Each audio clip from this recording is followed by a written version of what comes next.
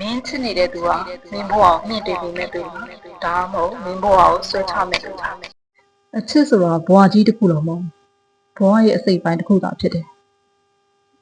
လက်တွေ့ဘဝမှာအချစ်တဲ့လှုပ်ရှားရေးအရေးကြီးရဲ့လှုပ်ရှားတွေအများကြီးကျန်နေသေးတယ်အချစ်မှာမေတ္တာပါမှအေးတတ်မယ်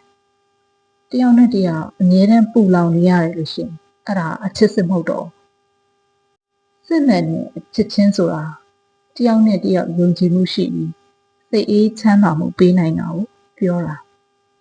တယောက်နဲ့တယောက်ယုံကြည်မှုအပြန်အလှန်ရနေတာတယောက်နဲ့တယောက်ကို support ပေးနေတာအဲ့ဒါစစ်မှန်တဲ့ချစ်ချင်းမြတ်တာယုံကြည်မှုမရတာအမြဲတမ်းထုတ်ချက်လွန်နေတာတယောက်ရဲ့ဇာရိတကိုတယောက်မယုံတာအဲ့ဒါကချင်းမြတ်တာစစ်မဟုတ်တော့ကိုချစ်ရတဲ့သူတယောက်ရှိရင်သူ့အတွက်ကြီးပဲကိုယ့်ရဲ့အချိန်တော်တော်များများကိုအကုန်ဆုံးခံပါနဲ့ဘာလို့လဲဆိုရင်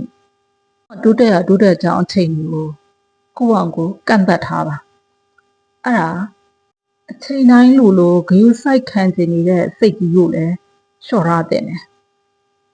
relation တစ်ခုတိဆောက်လိုက်တာသူနဲ့ကိုနဲ့ဘဝတစ်ခုကိုကောင်းကောင်းမွန်မွန်ဖြတ်သန်းမှုအတွက်အတူတူရှိလိုက်ခြင်းဖြစ်တယ်ဒါပေမဲ့တစ်ဖက်လူကကိုယ့်အပေါ်မှာအနာယူနေတာရုပ်ပိုင်းဆိုင်အောင်စိတ်ပိုင်းဆိုင်အောင်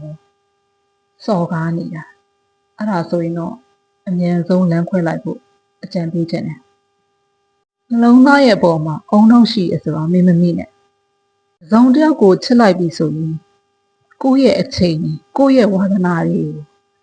နေမုန်းခံပြီးတော့မှသူ့အတွက်ကြီးပဲအချိန်ကုန်သွားတာကြီးမဖြစ်စေနဲ့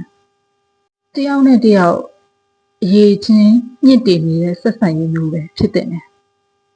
ကိုယ့်ပေါ်မှာမလိုလားတဲ့အတူအတွက်အချိန်ကြီးအကြာကြီးခံစားမနေနဲ့အချစ်ဟာဘဝကြီးတစ်ခုလုံးမဟုတ်တကယ်လို့နာကျင်ခံစားပြီးသွားတာမှသူနဲ့ပတ်သက်မြတ်အားလုံးကိစ္စအားလုံးကိုစွန့်ပစ်လိုက်ဂရုမစိုက်နဲ့ပတ်ဝန်းကျင်မှာလည်းသူနဲ့ပတ်သက်သမျှအရာအားလုံးကိုမမြင်အောင်လှုပ်ထားလိုက်ဖြစ်ပေါ်လာတဲ့ကိုယ့်ရဲ့စိတ်ခံစားချက်လေးကောင်းကောင်းဆူဆူအသိအမှတ်ပြုပြီးလိုက်လက်ခံပြီးလိုက်စိတ်ကိုအလို့မထားပဲနဲ့မင်းအခုလက်ရှိလုပ်နေတဲ့အလုပ်မှာမင်းအာရုံလေးထားလိုက်အချိန်တိုင်းတာတစ်ခုရောက်သွားရင်တော့မင်းရဲ့စိတ်ခံစားချက်လေးအဆင်ပြေသွားလိမ့်မယ်